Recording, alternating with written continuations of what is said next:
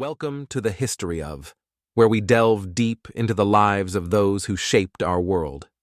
Today, we embark on a journey through the life of George Washington, a story of resilience, strategy, and unwavering dedication to the ideals of liberty and justice.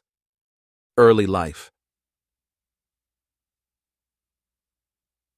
George Washington was born on February 22, 1732, at the Pope's Creek Estate in Westmoreland County, Virginia. He was the first child of Augustine Washington and his second wife, Mary Ball Washington. George had two older half-brothers, Lawrence and Augustine Jr., from his father's first marriage, and five full siblings, Betty, Samuel, John Augustine, Charles, and Mildred. The Washington family was part of the Virginia gentry, owning several plantations worked by enslaved people. Augustine Washington was a successful planter and iron worker, but his death in 1743 significantly impacted George's early life. Mary Ball Washington, a strong and influential figure, managed the family estates and instilled in George a sense of duty and discipline. George's formal education ended around age 11 with the death of his father. He was largely self-taught, relying on a collection of books inherited from his father. He particularly excelled in mathematics and land surveying. At 16, Washington secured a position with the Fairfax family, influential landowners, which allowed him to survey land in the Shenandoah Valley. This early work provided him with a deep understanding of the American frontier and instilled in him a lifelong interest in westward expansion. Military beginnings. In 1752, Washington's military career began when he was appointed as a major in the Virginia militia. In 1753, Governor Robert Dinwiddie sent him on a dangerous mission to the French fortifications in the Ohio Valley to deliver a demand for the French to leave the territory claimed by Britain. This mission, although unsuccessful in its immediate goal, showcased Washington's bravery and diplomatic skills. The following year in 1754, Washington led an expedition to build a fort at the strategic junction of the Allegheny and Monongahela rivers. However, the French had already constructed Fort Duquesne at this site.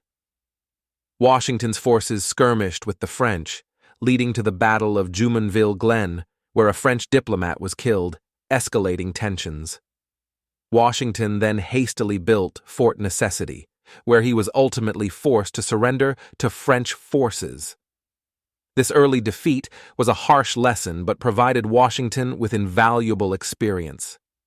In 1755, Washington served as an aide to General Edward Braddock during his expedition to capture Fort Duquesne.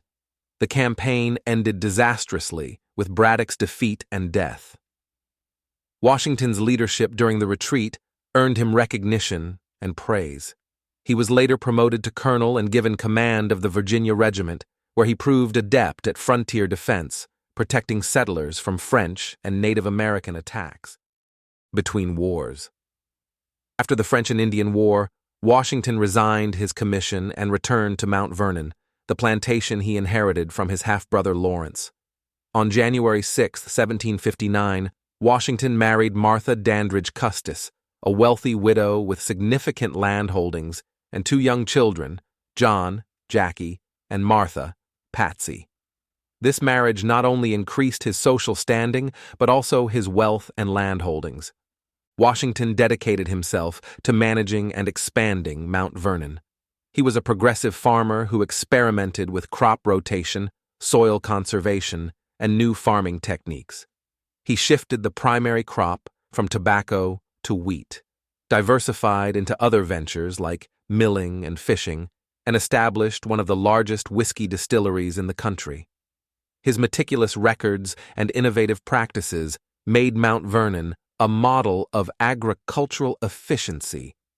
Washington also became increasingly involved in colonial politics. He served in the Virginia House of Burgesses from 1758 to 1775, where he emerged as a strong critic of British taxation policies, including the Stamp Act of 1765 and the Townshend Acts of 1767. His leadership in organizing the First Continental Congress in 1774 and his support for non-importation agreements against British goods positioned him as a key figure in the growing colonial resistance. The Revolutionary War. In 1775, as tensions between the American colonies and Britain escalated, the Second Continental Congress appointed Washington as commander-in-chief of the Continental Army.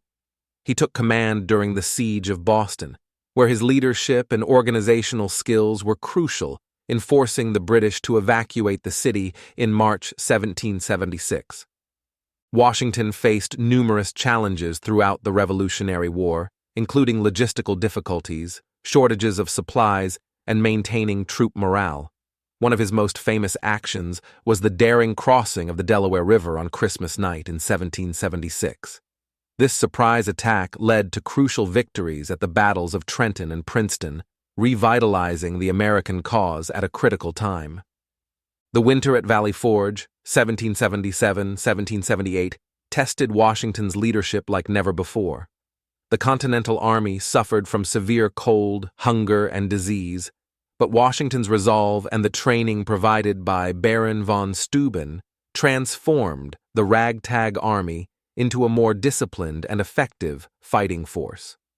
Washington's ability to hold his army together during this period was a testament to his leadership and determination.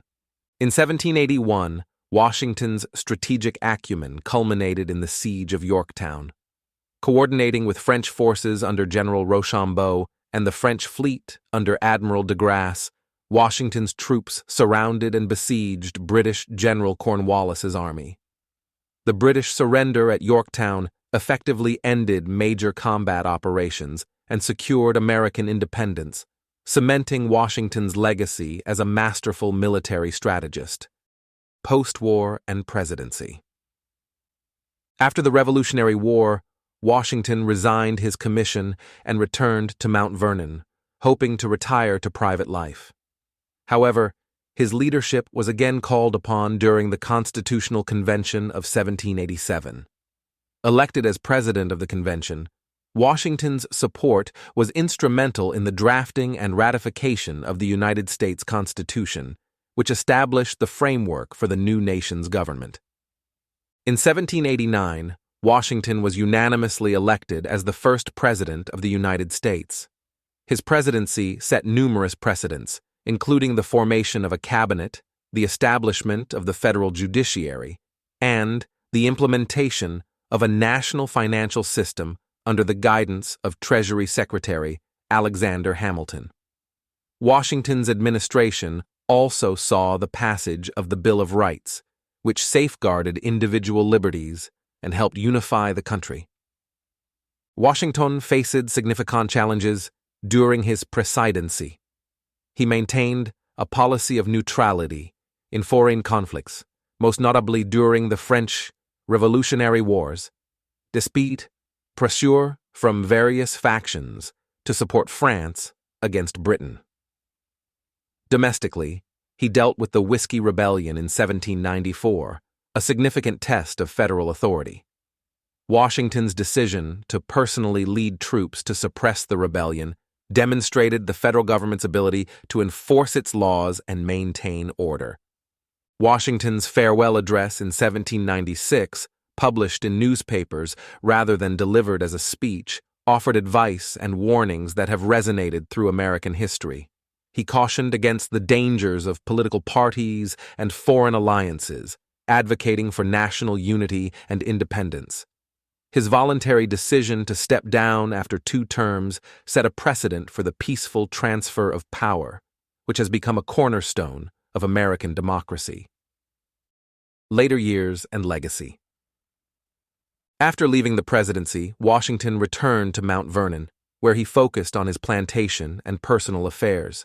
He continued to correspond with political leaders and remained a respected figure in American society.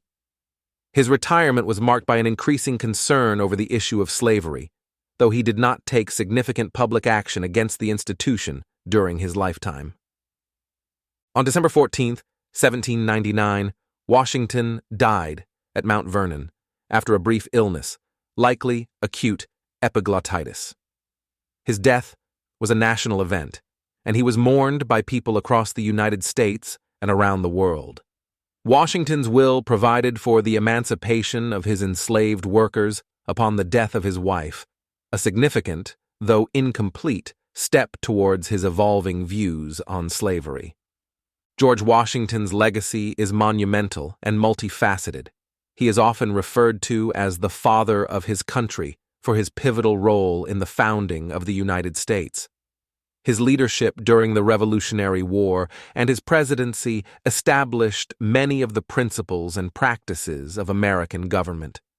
Washington's image is ubiquitous in American culture, appearing on currency, monuments, and in countless educational materials. His life and career have been extensively studied and celebrated, cementing his place as a central figure in American history. His legacy of leadership, integrity, and dedication to the nation continues to inspire and guide the United States. Thank you for joining us on this journey through the life and legacy of George Washington. We hope you've enjoyed learning about the man who helped shape the foundation of the United States and continues to inspire us today. Don't forget to subscribe to The History of and hit the notification bell so you never miss an episode. Your engagement and feedback are invaluable to us. Once again, thank you for watching. Stay curious, stay inspired, and we'll see you in our next historical adventure.